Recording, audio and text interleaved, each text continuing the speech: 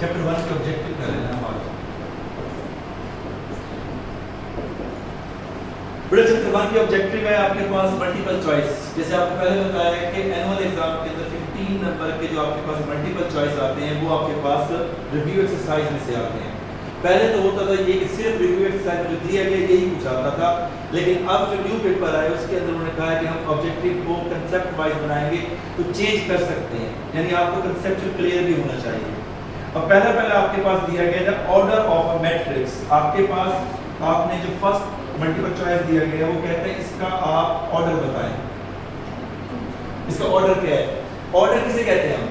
जी खदीजा, किस तरह से इसको करना है? ऑर्डर 2 by 1 आएगा। नहीं 2 by 1 तो है, लेकिन 2 by 1 क्यों है? आप कहते हैं ना, आप कह रहे हैं 2 by 1 ये है सर 1 by 2 by क्योंकि हां 2 by 1 अगर आप ये कह रहे हैं तो ये आपके पास बेटा गलत है। 2 by 1 ये नहीं कह 2 by 1 डिवाइड कैसे आ जाता है ऊपर नीचे?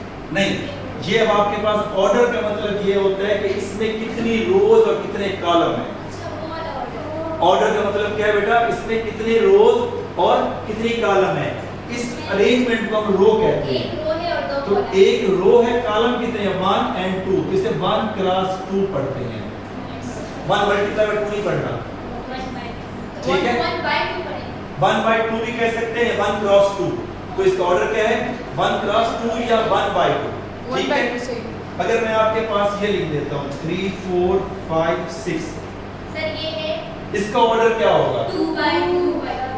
2 क्रॉस 2 2। गुड, क्योंकि इसमें दो रोज हैं, ये फर्स्ट रो है और ये सेकंड रो है। इसे हम रो से इंडिकेट करते हैं। और ये जो होते हैं ये कॉलम होता है। ये आपके पास कॉलम 1 एंड कॉलम 2। तो दो रोज और दो कॉलम है, तो इसलिए इसका ऑर्डर क्या होगा? 2 cross 2। Is it clear? Yes sir. तो इसलिए आपको बता रहा हूँ आपको कंसेप्ट के तहत आना चाहिए, रट्टे के तहत नहीं, ताकि अगर वो चेंज करे तो आपको पहले से पता हो। चलिए एक सवाल आपसे और पूछ लेता हूँ खुद से। इसका ऑर्डर क्या बनेगा? सर इसका मल्टीप्लाई बाय 2 क्रॉस सर एक सेकंड, एक multiply by 3 1 by 3 1 cross 3। Good, क्योंकि एक रो है और कॉलम आपके पास 3 है। Hope all of you order of the matters clear? Yes yes. ठीक है जी। सेकंड ऑप्शन आपके पास पूछ रहा है कि आपके पास इसका सेकंड आंसर है। मैं इसके साथ साथ 2 2 3 3 और बनाता जा रहा हूं ताकि आपको कांसेप्ट क्लियर हो जाए। 0 और आपके पास 0 2। इसके बारे में पूछता है कि ये किस टाइप का मैट्रिक्स है? 0 है, यूनिट है, स्केलर है या सिंगुलर है? स्केलर। ठीक है, आपका जवाब सही है, लेकिन स्केलर से क्यों कहते हैं? अगर इसका डायगोनल के एलिमेंट सेम हो तो इट इज कॉल्ड स्केलर। लेकिन अगर इसके डायगोनल के अंदर 1 0 1 आ जाए तो क्या होगा? तो ये यूनिट भी है और स्केलर भी है। अगर डायगोनल के अंदर 1 1 आ जाए then it is called unit matrix. इसे यूनिट मैट्रिक्स भी कहते हैं और इसका एक और नाम भी है। नहीं, आइडेंटिटी मैट्रिक्स भी इसी को कहते हैं। और आइडेंटिटी किसको कहते हैं? जिसको किसी चंद्र से मल्टीप्लाई करते। जी जी उधर भी तो 2 2 है बेटा, अगर ये 1 के अलावा कोई नंबर है तो ये कहलाता है स्केलर। और अगर यहाँ 1 1 है तो इसे हम कहते हैं यूनिट मैट्रिक्स या आइडेंटिटी। उसकी रीजन क्या है? Identity is that element which is multiplied to any number but the answer will remain same. जैसे 2 1s are 3 1s are 4 1s are, तो 1 इज द आइडेंटिटी। तो ये आइडेंटिटी मैट्रिक्स इस वजह से कहते हैं इसको कि जब हम इसको किसी भी मैट्रिक्स से मल्टीप्लाई करते हैं तो आंसर क्या आता है? सेम टू सेम रहता है। इसको यूनिट मैट्रिक्स भी कहते हैं, आइडेंटिटी भी कहते हैं। और अगर इसकी जगह आपके पास कोई एलिमेंट चेंज कर दिया जाए लेकिन दोनों हो सेम, जैसे 3 3 हो सकता है, 4 4 हो सकता है या 4 रूट 4 हो सकता है, तो आपके पास वो क्या कहलाता है? Scalar matrix. Is it clear? Good. अब आपके पास which of the order of a square matrix? Square matrix का ऑर्डर पहले ये बताओ, स्क्वायर मैट्रिक्स किसे कहते हैं? स्क्वायर में से जो ऑल साइड्स आर इक्वल, सो 2 और 2 आएगा। 2 और 2 यहाँ साइड नहीं है। मैट्रिक्स में देखो स्क्वायर की ऑल साइड्स इक्वल होती हैं, लेकिन वो बात आ जाती है एक जनरल कांसेप्ट में। मैट्रिक्स में अगर आप देखें स्क्वायर की शेप ये बन जाती है। इसको बनाए जिसका अगर आपके पास रोज और कॉलम की तादाद सेम हो, then such a matrix is called square matrix. अब ये मुझे बताओ, क्या ये स्क्वायर मैट्रिक्स है? नहीं, क्यों? कितनी, एक सेकंड, कितनी रोज है? कितने कॉलम है?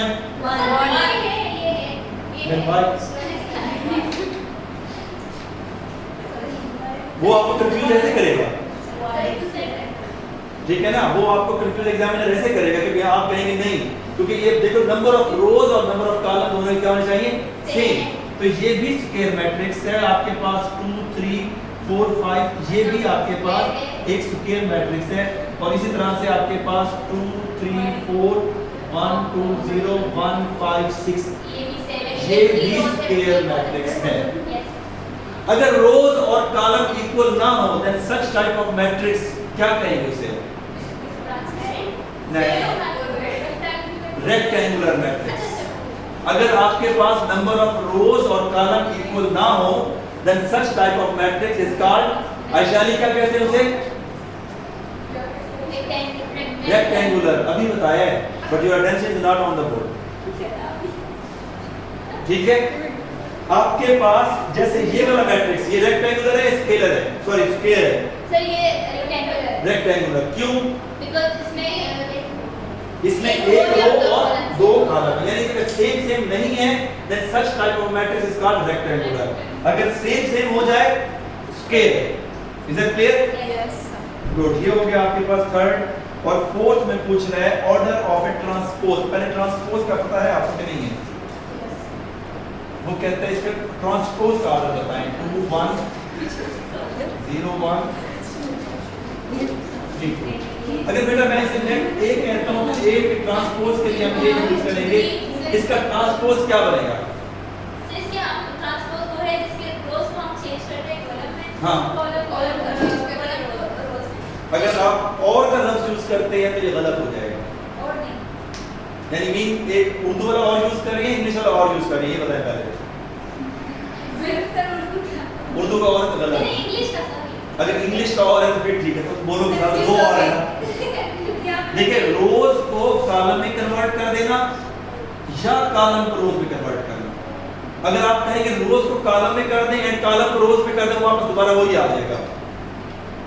तो रोज को कॉलम में कन्वर्ट करने, जैसे ये रो है तो ये आपके पास रो थी, ये आपके पास कॉलम बन गया, फिर ये रो, ये कॉलम बन गया, ये आपके पास रो थी तो ये कॉलम। जैसे फिर आपने कहा कि रोज को कॉलम में और कॉलम को रोज में, फिर कॉलम को रोज में करेंगे तो 2 1 ये वही आ जाएगा, फिर 0 1 ये वही आ जाएगा। अगर ये दोनों स्टेप करेंगे तो फिर तो वापस वही आ जाएगा ना। तो दोनों में से एक स्टेप करना है, क्या? चेंज रोज इनटू कॉलम और कॉलम इनटू रो। जैसे ये कॉलम था 203, that will become row, okay, that is second column.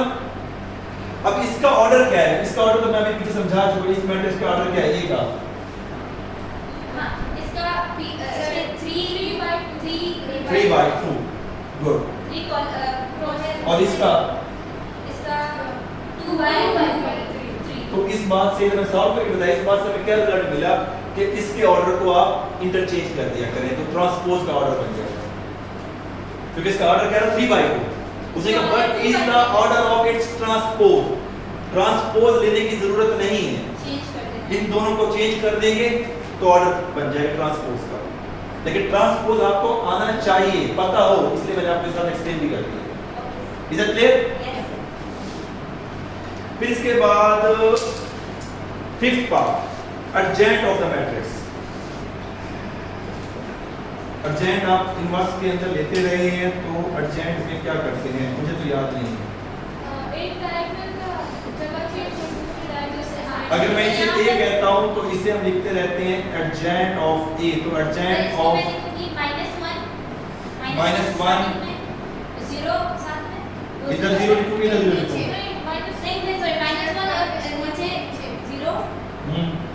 यहाँ पर लिखेंगे, चेंज करेंगे साइन से इसका प्लस -2 हो जाएगा और वो 1 और सर 0 में साइन चेंज नहीं होगा। लेकिन ये किया कैसे? ये तो बताया नहीं, समझ में नहीं सर आया। मैंने किया है सर, मैं खुद समझ गया। वीडियो में नहीं सर मैं बताता हूं, हमने इन दोनों की जगह चेंज की। इन दोनों कहते हैं डायगोनल कहते हैं। अच्छा, डायगोनल ये होता है फर्स्ट डायगोनल, ठीक है बताता हूँ। ये होता है प्राइमरी डायगोनल। यानी जो पहला डायगोनल है ये वाली, ये अरेंजमेंट कहलाती है डायगोनल। इसे क्या कहते हैं? इन दोनों की आपने प्लेस चेंज करनी है, इंटरचेंज देयर प्लेसेस। यानी यहाँ 1 था, यहाँ -1 है, तो -1 हो गया। और बता रहा हूँ दूसरा डायगोनल है, सेकेंडरी डायगोनल ये वाला, इन दोनों की आपने साइन चेंज करनी है, इसे सेकेंडरी डायगोनल कहते हैं।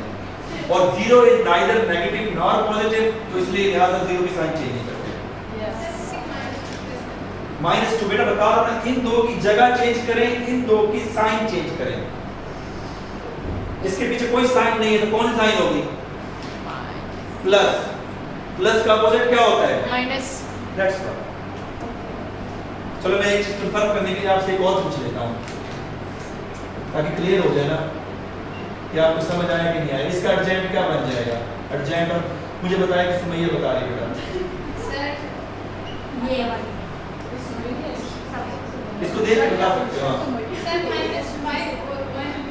-5 और 1 क्यूब कर रहे हैं। पहले प्राइमरी डायगोनल की क्या करना है हमें? जगह चेंज करनी है और जगह चेंज करनी है। प्राइमरी डायगोनल क्या करनी है? उसकी जगह चेंज करनी, इंटरचेंज करना है। इंटरचेंज करेंगे तो 5 यहाँ 1 यहाँ। और उसमें साइन सेकेंडरी डायगोनल का क्या करना है?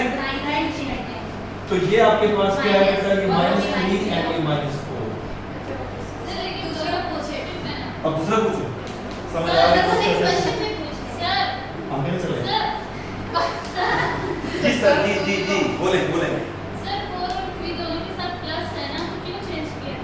बेटा। रूल जो आपके पास बता रहा हूं ना, रूल है कि प्राइमरी डायगोनल के एलिमेंट्स को चेंज करें और सेकेंडरी डायगोनल की साइन को चेंज करें। That is the rule. ठीक है, समझ आ गया? Okay, thank you. प्रोडक्ट चले आपको आता तो आप प्रोडक्ट आप सिर्फ बताती हो, उसके रीजन नहीं बताती। रीजन में तो आप मुझे कंफ्यूज कर देती हो। इसको मल्टीप्लाई करना है जी। सर x को जब 2 के साथ मल्टीप्लाई करेंगे 2x आएगा। एक चीज बताओ, सबसे पहले मल्टीप्लाई करने से पहले सबसे पहले एक चीज चेक की जाती है, वो क्या होती है? प्लस माइनस नहीं, column and row. Good start के फर्स्ट मैट्रिक्स के कॉलम मैंने बोला और सेकंड मैट्रिक्स के रो। ओके बस फर्स्ट मैट्रिक्स के कॉलम की तादाद और सेकंड मैट्रिक्स के रोज की तादाद को चेक करना पड़ता है। यानी अगर इसका ऑर्डर में लिखूं तो इसका ऑर्डर बन जाएगा 1 क्रॉस 2 और इसका ऑर्डर क्या बन जाएगा 2 क्रॉस 1। यानी ये दो आपके पास सेम होना जरूरी है, तो ये मल्टीप्लाएबल है, वरना ये मल्टीप्लाएबल नहीं है। और जब मल्टीप्लाई करते हैं तो रूल ये है कि बेटा इस रो को उठा के इस कॉलम के साथ यूं मल्टीप्लाई करना है, टेल को टेल के साथ और हेड को हेड के साथ और दरमियान में प्लस की साइन। तो सर ये जब हम करेंगे तो टेल को टेल से करेंगे तो क्या आ जाएगा?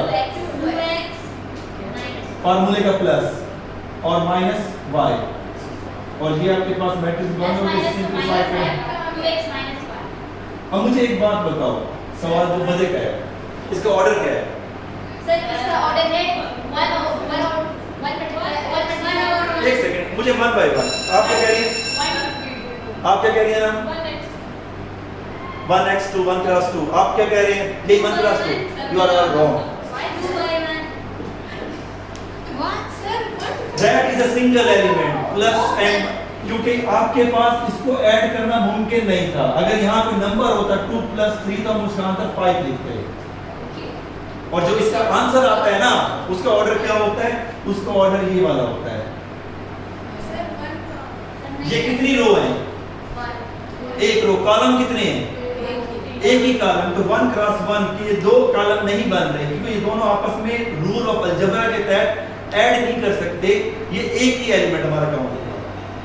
क्योंकि मैंने आपको बताया अगर फॉर एग्जांपल ये हमारे पास 2 + 3 आता तो हम उसका आंसर 5 लिखते, तो ये ऑर्डर 1 क्रॉस 1 बनता है क्या बनता? क्योंकि यहाँ अलजेब्रा के रूल से हम इसको ऐड नहीं कर पाए तो आप कंफ्यूज हो गए, आपने दो टर्म्स कह रहे और दो कॉलम बना दिए। तो आपके पास कह रहा हूं ऑब्जेक्टिव इज वेरी कंसेप्चुअल, उसके ऊपर कंसेप्ट बहुत ज्यादा आपका क्लियर होना जरूरी है। इसलिए मैंने आपके पास सिर्फ उसके जवाब नहीं बताए, उसको कंसेप्चुअल क्लियर करवाया है। Hope all of you clear. बाकी ऑब्जेक्टिव के लिए इंशाल्लाह टाइम मिलेगा नेक्स्ट में फिर आपके पास बनाऊंगा। ठीक है, ओके, अल्लाह हाफिज़।